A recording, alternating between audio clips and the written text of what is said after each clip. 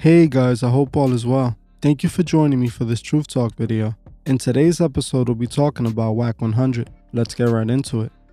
In the past few days, Wack 100 has been all over YouTube after Hassan Campbell leaked a private recorded conversation between the two, where a lot of information came out about Wack.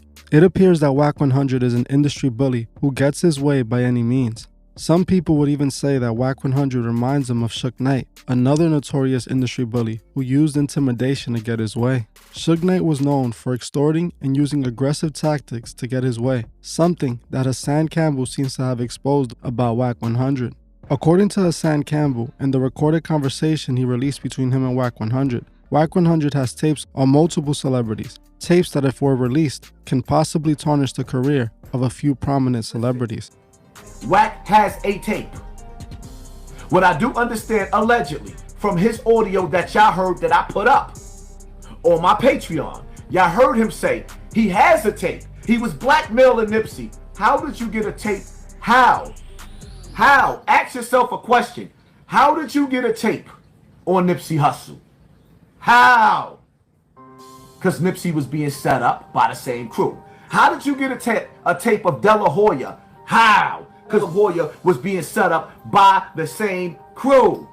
How did you get a tape of Kim Kardashian and Ray J? A second tape that was how? Because they were set up and lined up by the same crew. We all heard about the tape that Wack 100 claims to have containing Nipsey Hussle doing questionable things. Even though the tapes still haven't been leaked, Wack 100 has doubled down on its existence. In a recent Clubhouse argument, he even goes as far as stating that he's going to make sure the tapes get out. Whether these tapes exist or not is still up for debate, but you tell me honestly what you think below.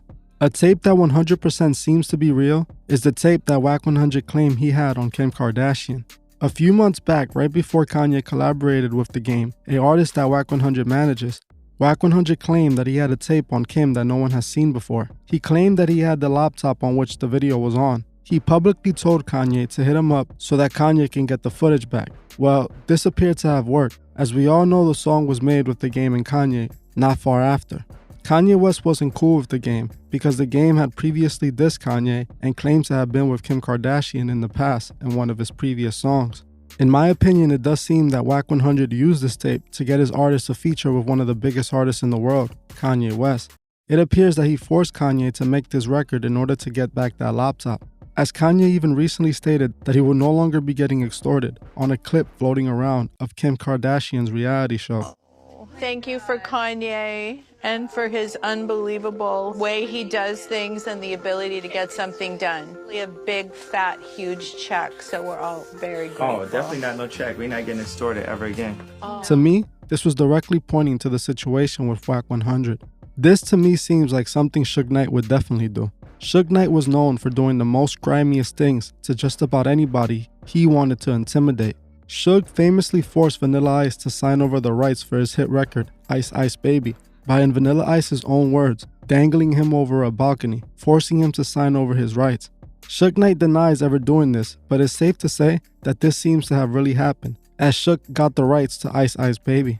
He also forced Eazy-E to release Dr. Dre from his record deal, using a very similar tactic as the one he used on Vanilla Ice.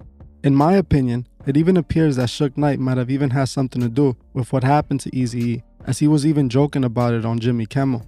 Suge Knight used evil tactics to move up in the music business, something very similar to what Wack 100 seems to be currently doing in the music industry. It's almost like Wack learned all he knows from Suge Knight. Well, this is actually the case, as Wack 100 worked with Suge Knight before. Wack has even admitted in the past that he learned so much from Suge Knight. In an interview that Wack 100 did, he stated that he learned his techniques of getting things done from Suge Knight himself. Kanye was like he was in one of those contracts for damn near 10 years. They tried to shelf him, and I just kind of used my resources and who I was and what Suge taught me to do. I think Suge gets the short end of the stick because the persona. If you was to ask Jodeci, if you was to ask, Mary J, if you was to ask the kid that did the Ice Ice Baby beat, Suge's business, they'd tell you all he did was make the wrong right. And I've always seen Suge try to deal with things the right way, out the box. But unfortunately, even in America, it's been proven You know, our world we come from, it needs violence. As you heard for yourself, Wack 100 was openly praising Suge Knight and clearly stating that he learned so much from him. This is why their actions are so similar. Wack 100 has recently come out talking down on Suge Knight, claiming he never worked for him, contradicting his own former comments on the man he was praising for learning so much from. It's clear that Wack 100 thinks he is Suge Knight. He might deny it all he wants, but he already admitted this, as he already told the world that he learned so much from Suge Knight. This is why Wack 100 has all these tapes on people, as he found a smarter way to do what Suge Knight did to get what he wants. Hassan Campbell just openly showed the world who Wack 100 really is and how he operates. It appears that Wack 100 has DJ Academics under his control. He also appears to have the same control over Adam 22, two big media outlets that have much control in the industry. Hassan Campbell claims that Wack 100 admitted he'd be squeezing these platforms to get what he wants. Now, in my opinion, I am starting to feel that Wack 100 was indeed coming after Hassan Campbell. See, months before Hassan Campbell and Wack 100 were talking to each other, Hassan made a video where he seems to expose Wack 100 in the game for attending Eyed Wide Shut themed parties, where him and the game were performing rituals. Why you not telling us about the secret parties that you and your boy Game be entertaining in? You know, the Eyes Wide Shut parties that you have to be a part of to be in the music industry. You are not telling on all of the industry parties you've been to. You know, the secret doors that you have to go through. Why don't you tell us about those stories? Why don't you tell us about what you participated in? Because we already know in the music industry, you have to participate in unholy rituals. As you heard for yourself, Hassan claims that Wack 100 and the game were at these Hollywood parties and performed unholy rituals together. Just months after this recording, Wack seemed to have befriended Hassan for what seems to be the intentions of bringing him down for exposing him in the game. We can hear Wack 100 in a Clubhouse conversation, admitting that he was trying to gaslight Hassan Campbell. Wack admits he was trying to snake Hassan, admitting this is the reason Hassan was at the interview with him and 6ix9ine. I was trying to gaslight it. Like, he knew it, though. He was reading my body language. He knew it. I was definitely trying to gas, but he wouldn't bite, bro. Talking about how he said it. Hey, Mark, weirdos, telling you marks, weirdos, telling you they don't bite, give a fuck none of I that. don't know 100% if Wack 100 in the game really attended these ritual parties that Hassan Campbell was talking about, as I couldn't find any proof to back these claims up, but I wouldn't be surprised if this is true, as we already know these parties really do happen in the music industry.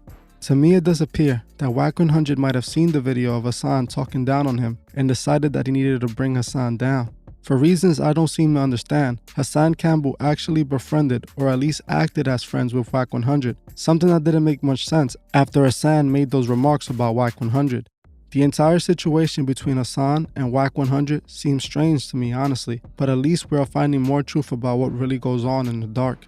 Like I said before, I wouldn't be surprised if these rituals that these celebrities perform were recorded for whatever reason. We might not know if these tapes on Nipsey is real, but we know for sure he did have one on Kim Kardashian, as that is the only reason Kanye would have made a song with the game. Who knows how many more tapes Wack 100 has in his possession, but I wouldn't be surprised if we find out that there's more people Wack 100 is doing this to. A better question is, how is Wack even getting his hands on these tapes? How does he come by the knowledge of these tapes even existing? Something sinister is clearly going on within Wack 100's circle. To me, Wack clearly showed the world that by coming after Hassan Campbell, after Hassan said what he said about him in the game, that he was a Masonic puppet, he wanted to destroy Hassan's platform, as Hassan stood against most of what Wack 100 represents. In the interview with 6ix9ine, Academics, and Wack 100, Hassan was trying to give 6ix9ine and his crew advice, telling them to keep away from the same antics that got 6ix9ine's old crew locked up. When Hassan was trying to do this, Wack 100 would cut him off and switch the subject because he knew that Hassan was talking against the agenda. Wack is pushing the agenda because he's profiting from it. He knows the destruction gang culture causes, but he still promotes it as it's part of his brand. As we have come to learn in this video, it's clear that Wack 100 wants to be the modern day Suge Knight. He operates very similar to Suge Knight. The only difference to me, Wack 100 appears to be much more manipulative than Suge Knight. Wack knows how to force people to give him what he wants. It's crazy to me that Wack openly stated that he learned his questionable tactics from Suge Knight himself. He operates like Suge, and many people have compared Suge to the devil himself, and in my opinion, that's not far-fetched from Wack. Making a deal with Wack 100 seems very similar to making a deal with the devil. People like Wack 100 sold their souls as they're willing to do anything for money and fame. Well, that's it for this video, but before you go, If you would like to be a part of the 100K sub giveaway, please comment your name below. I will pick 3 winners from the comment section of this video randomly. I tried doing it in the last video, but many of you didn't comment your names, so make sure you comment your name below so that you can enter the giveaway. Thank you all for watching, and I'll see you guys in the next one. Thank you for watching this episode of The Truth Is. If you would like to further support the channel, join me on Patreon, the link would be in the description. If you join before the 28th of this month, you could be entered to this month's monthly raffle, where you can win a shirt, a cash prize, and even pick a video topic. Also, please leave a comment below on your thoughts on this video and on any future topics you would like to see me cover on my channel. If you like this video, please hit the like button, as this helps other people find these videos. If you're new to the channel, please subscribe and hit the bell so you can be notified of future videos. Please follow me on Instagram at TheTruthIs01 and on TikTok at TheTruthIs. I will gladly appreciate it. Thank you. Goodbye.